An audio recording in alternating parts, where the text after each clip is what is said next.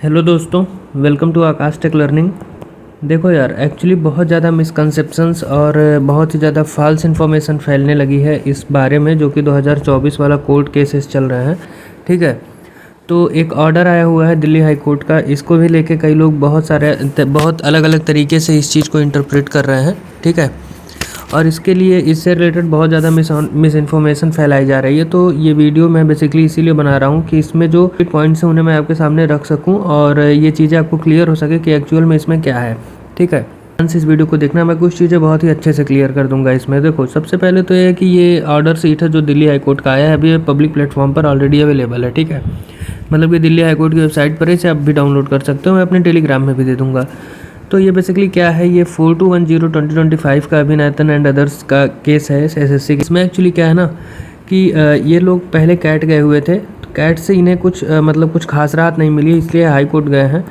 अब इस ऑर्डर को अगर देखोगे ना तो आपको खुद ही पता चलेगा कि हाई कोर्ट से भी कुछ खास राहत नहीं मिली है, तो ये सुप्रीम कोर्ट जाने की बात कर रहे हैं। ठीक है, हुआ क्या है वो बताता हूँ। देखो, ऐसा कह रहे हैं, इनका क्या डिमांड है, इनका कहना है कि एग्ज़ाम को मतलब स्टे लगा दो इनके ज्वाइनिंग वगैरह पे, यही सब ये लोग डिमांड कर रहे हैं कि अगर बाद में इसका कुछ रिज़ल्ट निकला, जो सुनवाई चल रही है, तो फिर जो लोग ज्वाइन कर लिए हैं उनके लिए बहुत ज़्यादा लॉस हो जाएगा, ऐसा सब ये लोग बोल रहे हैं। ठीक है, तो कोर्ट ने ऐसा कुछ करने से पहली बात मना कर दिया है, पिछली बार भी मना किया था, अभी भी कर दिया। कोई भी किसी तरह का कोई स्टे वगैरह नहीं है ज्वाइनिंग प्रोसेस पे, वो स्मूथली चलता रहेगा। ठीक, सिंपली क्या हो रहा है कि देखो, agreed that the fact that though the learned tribunal in its impugned order has opined that there is clearly a violation of the procedure as prescribed by the SSC itself, and it is not understandable as to how answer key was finalized after the declaring of the result। ये नहीं समझ में आ रहा है कि result declare करने के बाद में ये लोग कैसे आंसर की फाइनलाइज करते हैं। ठीक है, तो ऐसा तो पॉइंट नहीं है, आंसर की तो पहले ही बन जाती है, उसी बेसिस पे रिजल्ट आता है, तो एसएससी अपना रिस्पांस इसमें देगा, क्लेरिफाई करेगा जो भी चीज़ें हैं, तो ये मतलब बहुत ही ईजिली हो जाएंगी चीज़ें। ठीक है, क्योंकि ये तो सबको पता है कि रिज़ल्ट आता है, बट आंसर की तो पहले ही बनी रहती है, रिज़ल्ट आने के बाद थोड़ी ना बनता आंसर की। तो ये चीज़ हो गई, अपना क्लेरिफिकेशन देंगे। तो ये बार बार यही बोल रहे थे कि अगर हम अपने ओए में जो हमने केस करा इसमें सक्सेसफुल हो गए तो बाकी लोगों का लॉस होगा, इसीलिए ज्वाइनिंग पर स्टे लगा दूँ। ठीक, बट ऐसा कुछ नहीं किया हाई कोर्ट ने। अब हुआ क्या है, इसका रिज़ल्ट जो है, जो हाई कोर्ट ने बोला है वो मैं बताता हूँ क्या बोला है। देखिए, इन्होंने एसएससी से पूछा कि आपका क्या कहना है, तो एसएससी ने बोला कि हाँ, हमने 9 क्वेश्चन में दिया है 18 वाले शिफ्ट में और 10 क्वेश्चन में बोनस दिया है 20 वाले शिफ्ट में। बट पॉइंट है ना, देखिए यहाँ पे इन्होंने क्या लिखवाया कि he submits that the decision of the respondent is final and can not be put to challenge by the petitioner by alleging certain anomalies as contended in the ओए।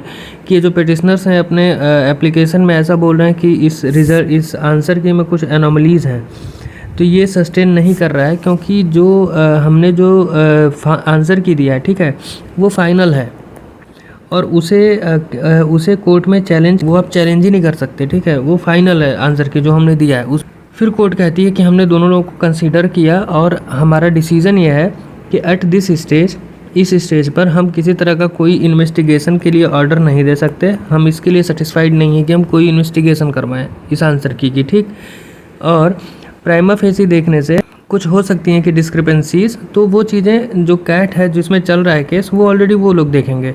हाई कोर्ट इसमें किसी तरह का कोई मतलब इंटरवेंशन नहीं करेगा। ठीक है, और इन्होंने एक बात और क्लियर करी कि जो कैट में जो केस चल रहा है उस पर हम जो भी ऑब्जर्वेशंस कर रहे हैं आंसर की से रिलेटेड, वो बाइंडिंग नहीं होगा। यानी कि कैट जो चाहे डिसीजन ले सकती है, वो इसे इन्वेस्टिगेट करवा सकती है, नहीं करवा सकती है, पूरा का पूरा डिसमिस कर सकती है, जो चाहे वो कर सकती है, उस पर हमारे किसी भी ऑब्जर्वेशन का कोई भी बाइंडिंग नहीं है। ठीक, तो ये सब करने के बाद में ना, अब देखो, तो कोर्ट यही बोलिए कि our observations on the final answer key shall not be binding on the learned tribunal while adjudication on the OA pending before it. तो जो ओए है, जो 22 तारीख को जिसकी सुनवाई है, 22 अप्रैल को, ठीक है, उस पर इनके हाई कोर्ट के ऑब्जर्वेशन का कोई भी बाइंडिंग नहीं है। ठीक, अब देखो, कुल मिला के मतलब ये निकलता है कि सबसे पहले तो ये समझ लो ना कि देखो, जो टीचर्स हैं एसएससी के, तरह से वीडियोज़ आ गए हैं कि नौकरी चली जाएगी, ये हो जाएगा, वो हो जाएगा। देखो, नौकरी चली जाएगी 2024 में, चलो सिलेक्टेड हैं, उनका ये न्यूज़ किसके लिए ज़्यादा सही है, जो नहीं सिलेक्ट हुए। और ये बताओ, टीचर्स का फ़ायदा किसके साथ है, जो नहीं सिलेक्ट हुए उनके साथ है ना। वही तो उनका कोर्स लेंगे, वही तो उनका सब कुछ करेंगे, तो वो ज़्यादा से ज़्यादा इन बच्चों को भड़काएंगे, जो कि ऑब्वियसली करना गलत है। इन बच्चों को पढ़ने नहीं दे रहे हैं, इन्हें अगले अटेम्प्ट की तैयारी नहीं उससे करने दे रहे हैं, हमेशा कुछ ना कुछ न्यूज़ फालतू की लेके आ जा रहे हैं कि ये है वो है, ऐसे हो जाएगा वैसे हो जाएगा, इनकी नौकरी चली जाएगी वो हो जाएगी। आपको बता दूँ 2023 के सबके अपॉइंटमेंट लेटर में ऑलरेडी लिखा हुआ है कि your appointment is subject to the outcome of the OA of that Shubham Pal वाला केस, ठीक है। तो वो सब कुछ नहीं हो रहा है। अगर कोर्ट को करना होता तो ऑलरेडी स्टे लगा चुका होता। एसएससी भी अपना कंटेंट करेगी। कैट का देखते हैं क्या होता है। कैट का वैसे भी 22 तारीख को है अभी, और 24 को आई थिंक अपॉइंटमेंट लेटर्स बटने हैं, तो हो सकता हो कोई नोटिस ही ना आए। 22 को पहले इसका रिजल्ट देख लें कि कैट ने क्या ऑर्डर दिया, उसके बाद में फिर 24 को उसी के अकॉर्डिंग कर लेंगे अपॉइंटमेंट लेटर्स में, ठीक है। तो इतना इसमें आप लोगों को घबराने की कोई ज़रूरत नहीं है। ये बस कुछ टीचर्स होते हैं जो इन्हें बहुत ज़्यादा फालतू की न्यूज़ फैलानी होती है कि जिससे कि बच्चों में एकदम हाइप क्रिएट रहे और वो परेशान रहें, ठीक है। तो जो नहीं सेलेक्ट हुए हैं उन्हें भी कुछ परेशान होने की ज़रूरत नहीं है, वो चुपचाप अपनी प्रिपरेशन में लग जाए 2025 के, ठीक है। और इन सब क्योंकि इन कोर्ट केसेस की वजह से 2024 वाले बच्चे भी मैक्सिमम बच्चे देंगे 2025 वाला एग्ज़ाम, यानी कि एग्ज़ाम फिर से टफ होने वाला है, बहुत ज़्यादा कम्पिटिटिव होने वाला है। तो आपको बहुत ज़्यादा ज़रूरत है कि आप प्रिपरेशन करो अच्छे से, ठीक है। तो उसमें आप अपना ध्यान दो कि ये सब चीज़ें चलती रहेंगी। सो ठीक है, मुझे बस इस वीडियो में यही बताना था। Thank you.